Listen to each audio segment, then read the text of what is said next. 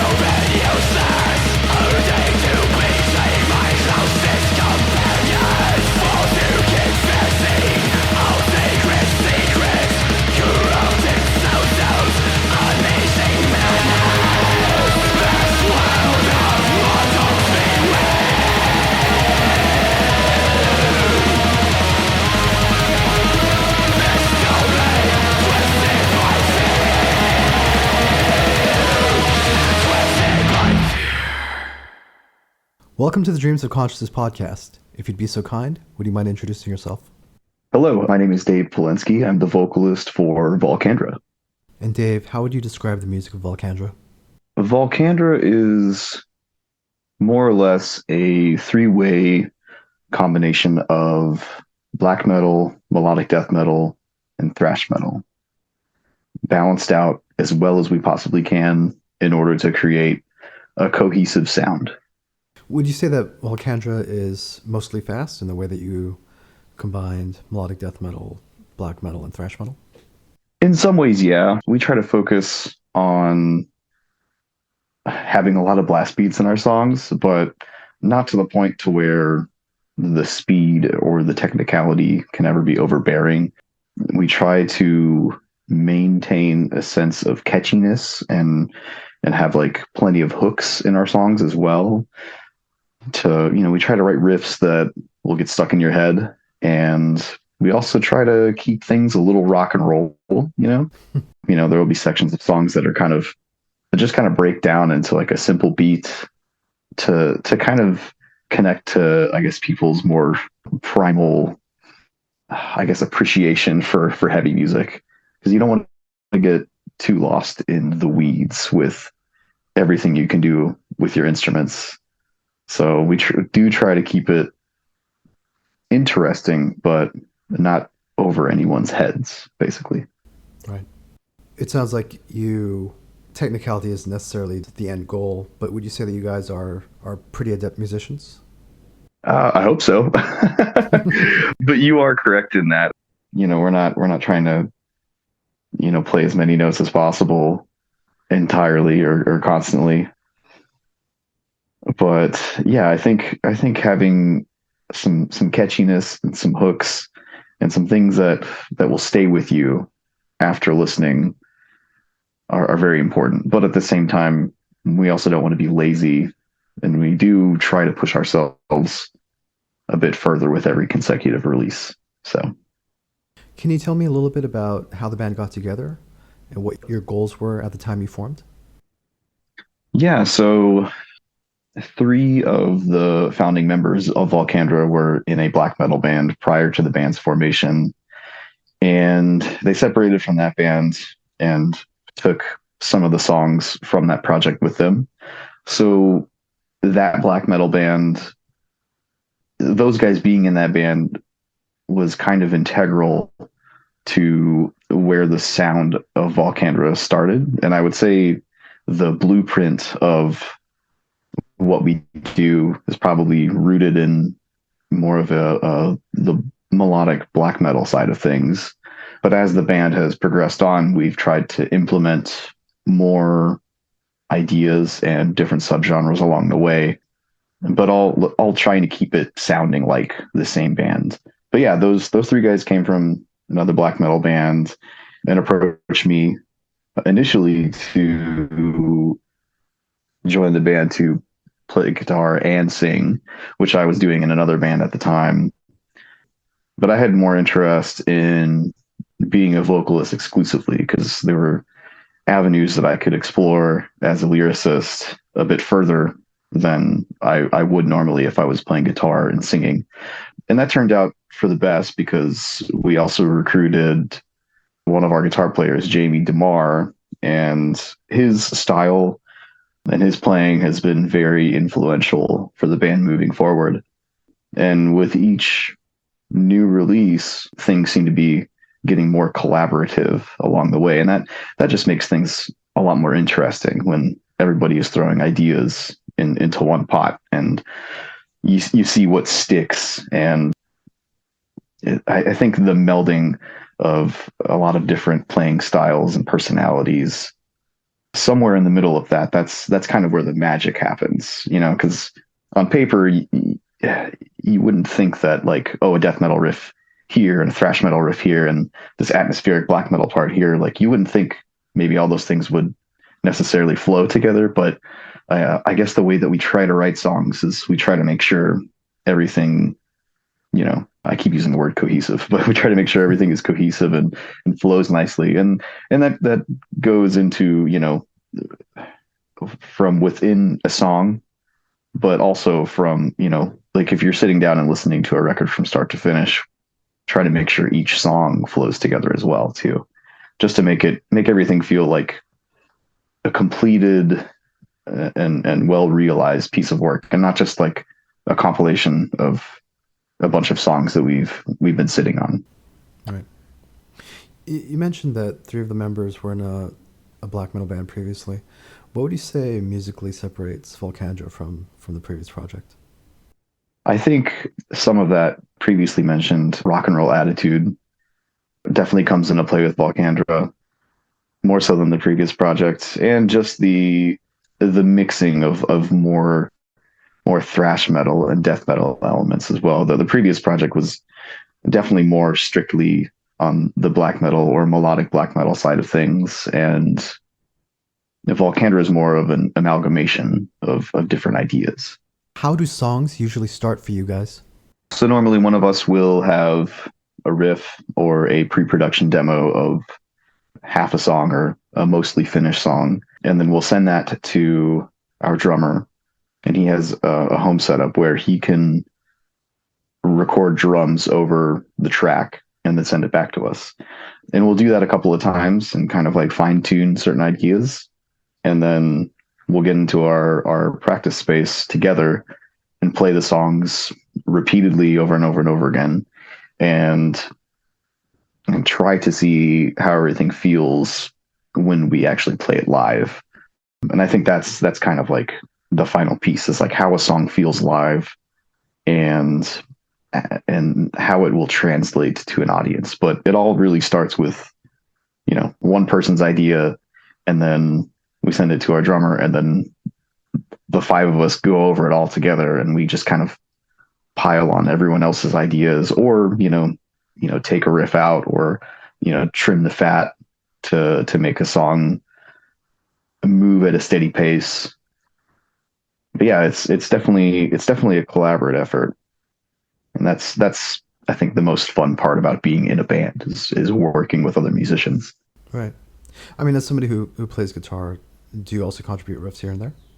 I do. There is a song on the Way of Ancients called Not Even Death, which I was responsible for writing the music for. Granted, when I wrote the song and recorded the pre-production demo, I did my own solos and stuff on the demo. But when it comes to the final product, I think it's important for our guitar players, River or Jamie. I think I wanted them to have free reign of like, well, do your interpretation of this lead or this solo.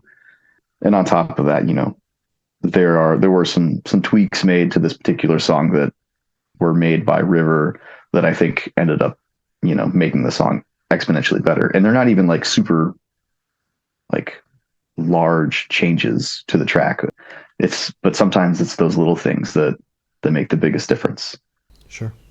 In terms of the pre-production demos that you mentioned, do you guys also program drums before Mike hears them? I used to, but normally Mike has much better ideas than we do. So, Right, right. for example, we're doing this process right now for the next record, and at this point, I'll just record the riffs and I'll send them to Mike and just kind of let him do his own thing over them, because he has, actual drummer sensibilities and comes up with ideas that, we as guitar players, probably never would have thought of. And the back and forth process, there will be certain instances where we'll be like, okay, we'll do this specific beat over the specific part. And, there's really not any push or pull with that thing, because we all understand that this is a team effort, to do whatever serves the song best. But yeah, at this point, programming drums kind of seems a little futile, because we are very lucky to have a good drummer. Right, right. I'm curious, with different members starting songs, how do you keep it consistent as far as like what you want Volcandra to sound like? Or would you even say that Volcandra does have a sound that you guys stick to? Is it very open as far as like what you guys feel you can accomplish with it? Yeah, we try to keep it pretty open. And there have been songs that we've started writing and we're like, not entirely sure if it would fit the catalog, but usually at the end of the day, after we've all put our own spin on a particular song, it ends up sounding like Volcandra to us anyway. Now, there have been some criticisms, at least with our previous release, Border World. There were like a couple of reviews we read where like the person reviewing it was a bit like turned off by the fact that we tried to do something a little different for each song, and they're basically complaining like, oh, this band doesn't know what they want to sound like. But I mean, the reality of it is that we're trying to give each song its own flavor. And I mean, I think at the end of the day, when you have the same five guys playing the music, it's going to sound like it came from the same place. Right.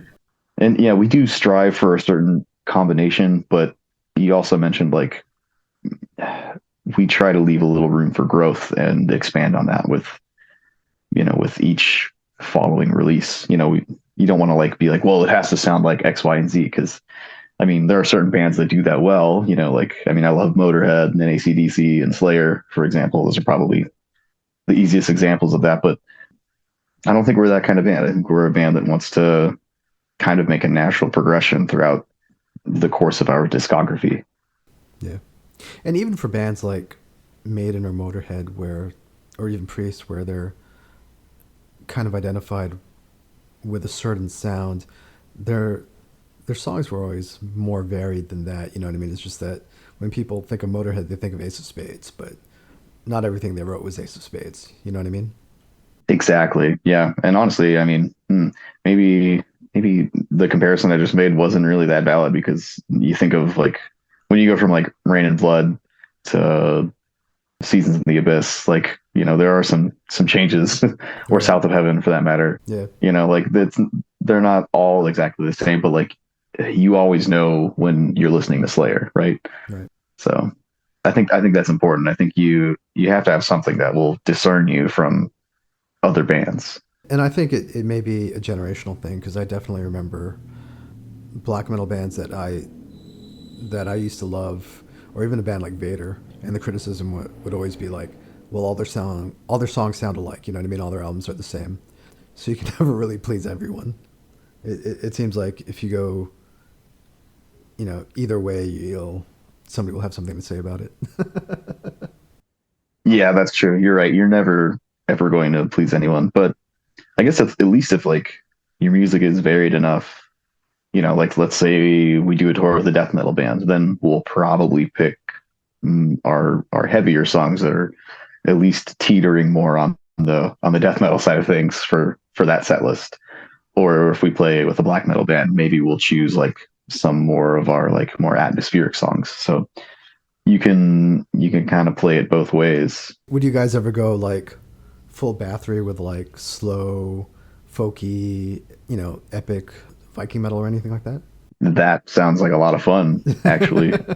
and if we could make something like that work, yeah, absolutely. And it would work for the lyrical concepts, right? Totally, yeah, because from day one, the approach lyrically for this band has always been like nonfiction, whether it be science fiction or fantasy or what have you, or a combination of both. But yeah, tying in those fantastical elements with musical stylings, I think is integral and will help the listener be engrossed. Like it's not like you're a hardcore band that is singing about elves. Like, right. I mean, maybe that could work, but I don't know if anyone has actually done that. We should create it. We should create elfcore right now. Elfcore, dude. Yeah, that's the next big thing.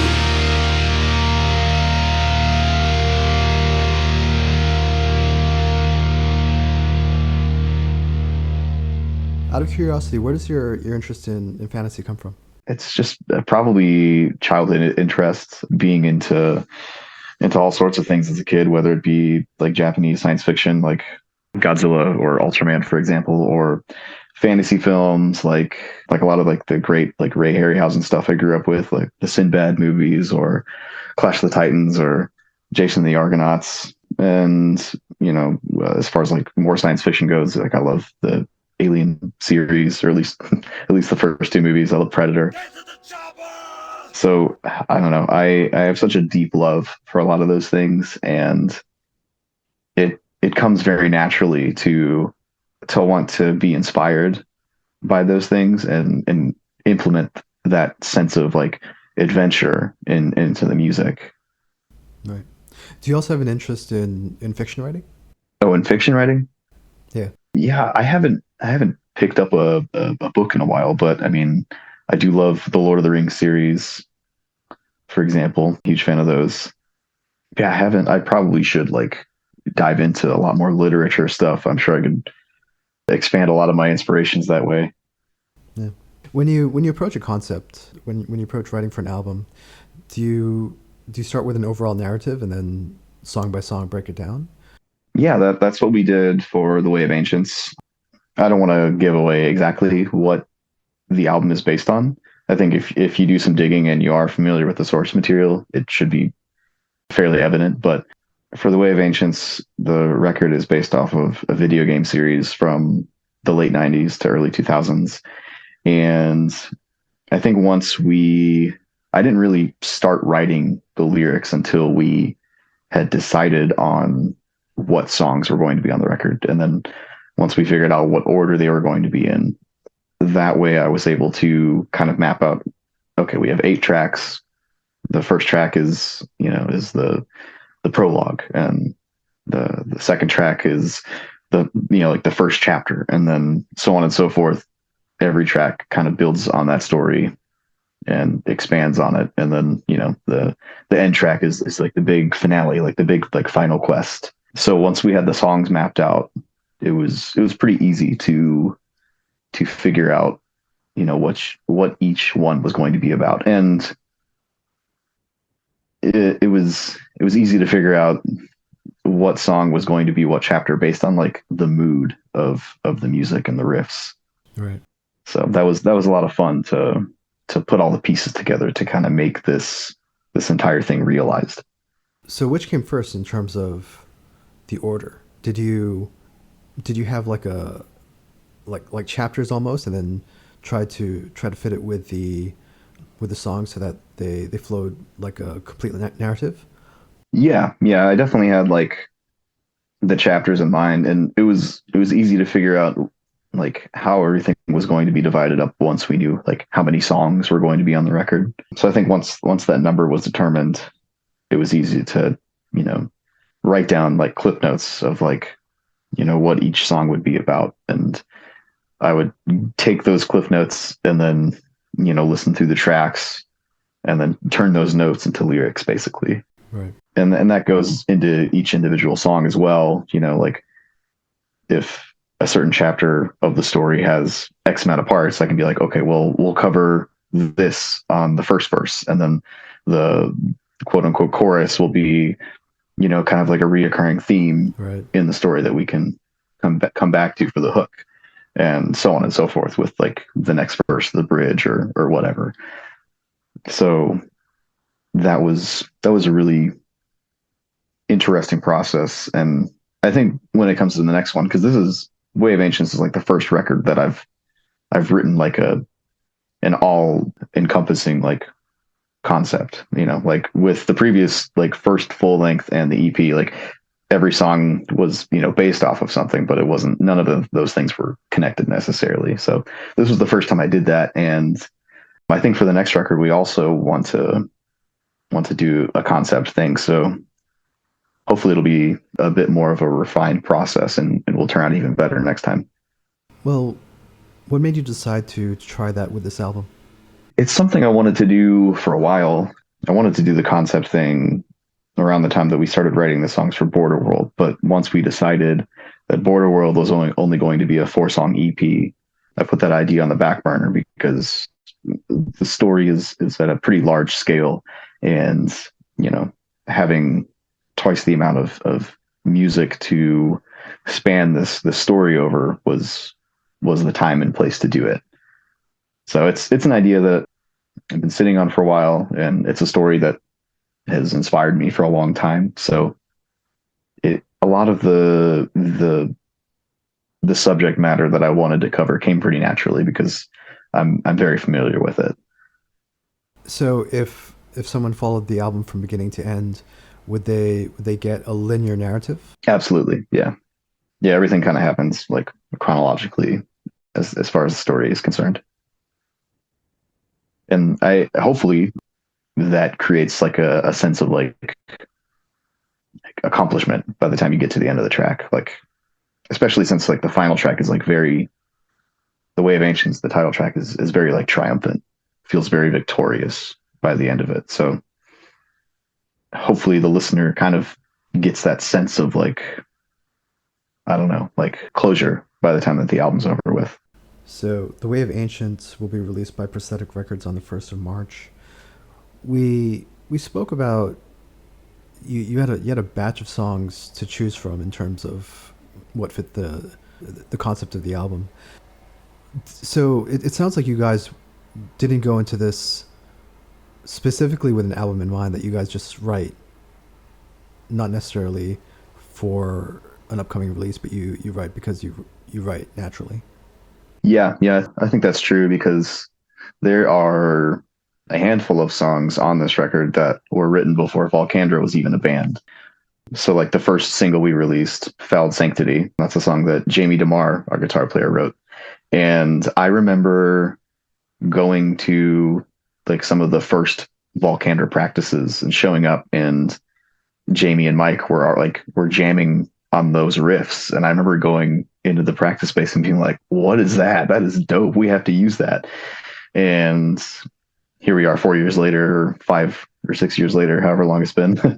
And that song has made its way onto a record. So that has to be pretty cathartic for Jamie, to have had these riffs for so long, and now he's able to share that with the world, probably hopefully in the best way possible, because we've had time to work through all of these ideas and make sure everything flows together and try to make the best song possible out of those riffs that are probably, I'll have to ask him when he came up with them, but I know that they're fairly old. So I mean, with songwriting being an ongoing process for you guys, and with a library of songs to choose from, when do you decide it's time to start working on an album, or when it's time to start choosing songs for the next album?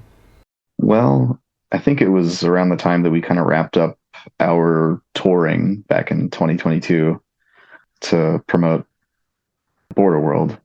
And once we kind of like got the bulk of our shows out of the way for that year, we decided it was like time to get to work on the tracks. And I think we really started like making it like this is a goal that we're working towards. Like I think we tried to start on that in the winter of 2022.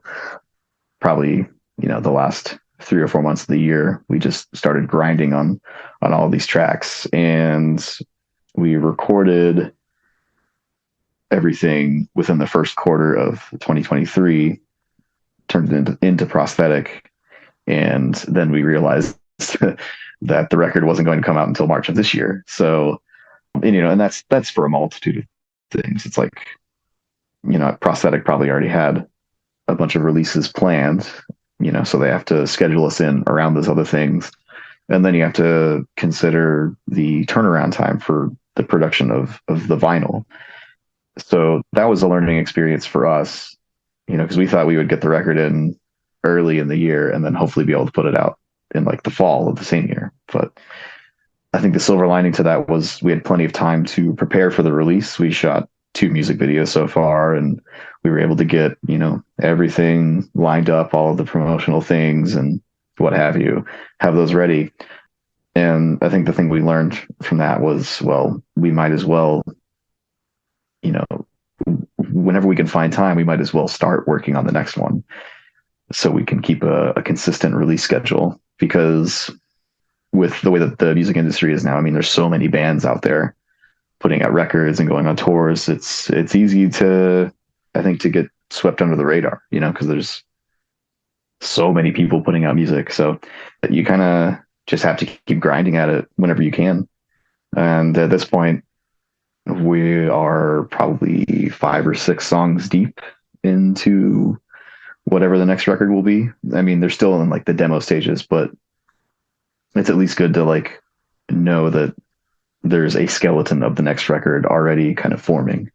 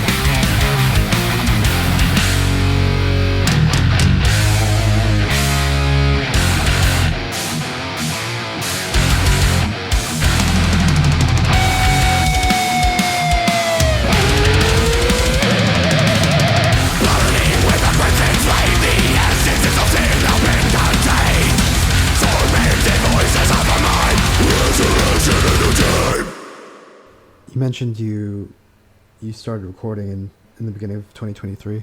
Where did you end up going? We chose to go with Mike Lowe, who was formerly in the band Inferi.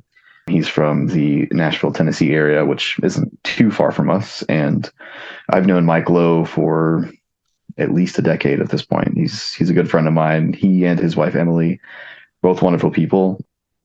And ever since he left In Fury, he has pursued music production as like his career. Like that's what he does. That's his job.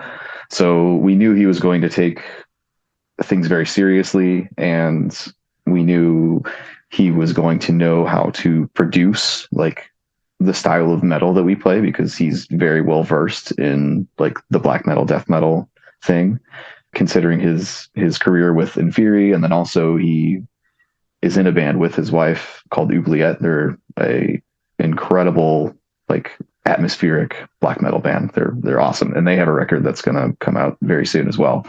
It is very good. But yeah, Mike is a great friend, super professional, and the process recording with him was, I think, as smooth as it possibly could have been. He was so punctual and knew how to get the best performances out of everybody. But he's also a friend of ours, so we had a good time being there with him and creating this record with him. And the constructive criticisms he gave were all very helpful and made the record, I think, the best we could have made it. Did Mike handle everything from engineering to mastering? Yes. We started with drums. We recorded with Naveen and Cheney from the band Entheos. They have like a home studio also in the Nashville area. We recorded drums there.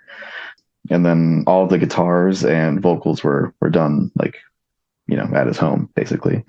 And since we were able to do that, basically at his home, his wife, Emily, also lends her voice on a few of the tracks throughout the record. Kind of to she does like choral work, like at the beginning of the record and the middle and the end. So it's kind of this like added layer that kind of ties the record together a little bit more and gives it a bit more of a broader scope. What would you say Mike brought to the sound of the album? Or what were you looking for him to bring to the sound of the album? There were a couple of things that he added, whether it be like some synth stuff added into some of the intros or outros to some of the songs. There's also like a piano piece that I wrote for the beginning of the song Nemesis Confession, and he added some elements on top of that. Going into the recording process with Mike, I don't think there was necessarily a specific thing that we were looking for him to add to the record, but we just knew that he was going to be the right guy who would give us the constructive criticisms that we needed to, make the record even better than it already was before we came to the studio. Right. Are you guys looking to do any more touring? Maybe play some festivals over the summer? Yes, absolutely. Our agency right now is working on a potential run for us in the spring. And I mean, with the new record being out, we want to get out as much as possible. I mean, that's like kind of the whole point of going out and touring and playing live shows is having a new record and new music to share with everybody. So we'll be taking, just about any opportunity we get that we think will be worth it and, financially sound for us, of course.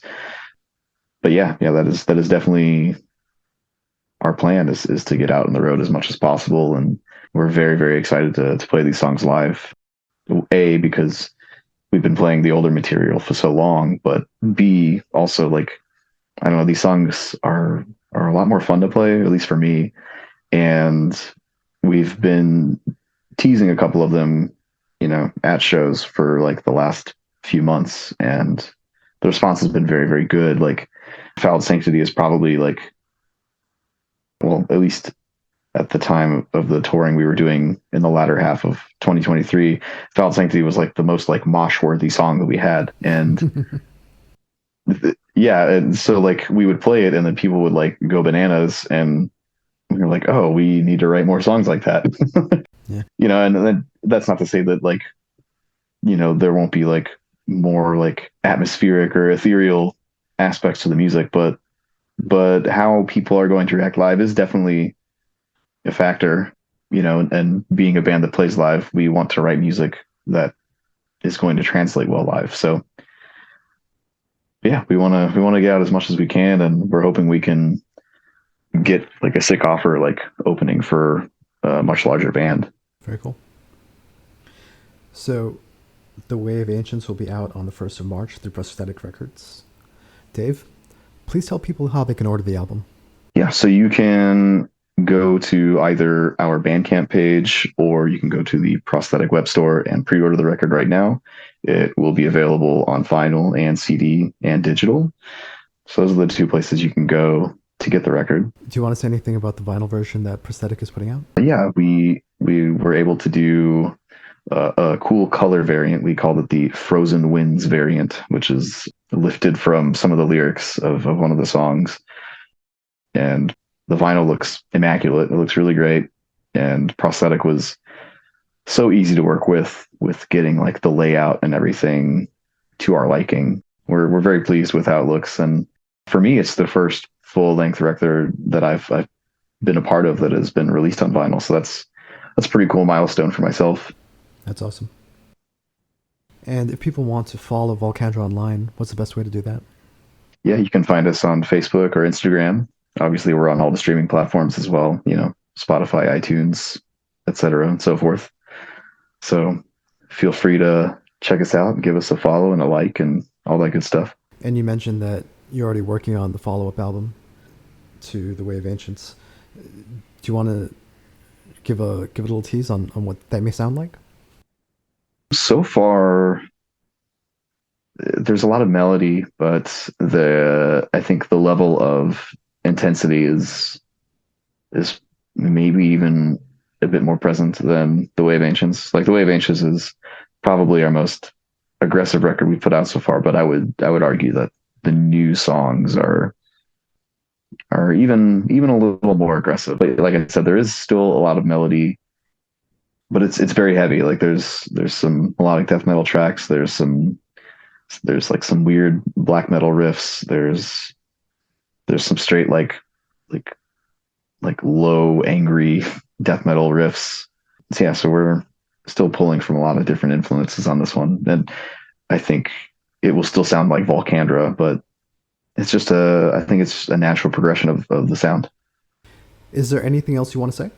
I would say please check out our music video for Fouled Sanctity, and maybe by the time this podcast is released, the music video for Seven Tombs will be out, both of which we worked with Malcolm Pugh, who is also from the band In Fury. We have a lot of friends in Nashville, but we had a lot of fun making both the videos. Fouled Sanctity is on the sword and sorcery fantasy side of things. It's a heavy homage to like fantasy films from like the 1980s. And for Seven Tombs, we went a little more comedic with stuff, but we had a lot of fun, and we hope people check them out and have fun watching them as well. I think one of my newest passions as far as like being in band goes, like I really enjoy the process of making music videos. It's a lot of fun. Some people hate it, but with our videos, we try to come up with interesting ideas, because I think if you're going to watch a music video, it should be entertaining and fun to watch. And we gave it our all on both of the videos coming up for the record. So please check those out as well. That's awesome. Thanks, Dave. Of course.